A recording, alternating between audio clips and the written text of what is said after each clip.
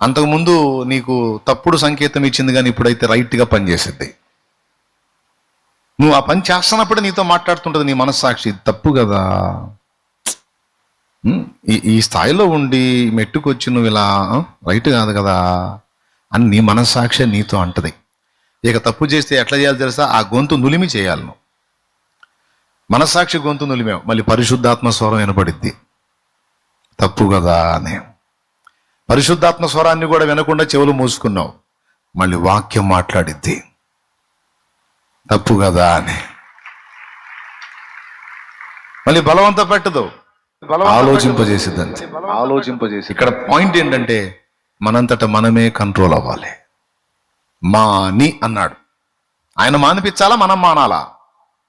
మనం మానాలి అంటే మనకు స్వేచ్ఛనిచ్చాడు, మనమే ఆలోచించాలి, ఒక అండర్స్టాండింగ్కి రావాలి. ఇది మొదటి విషయం.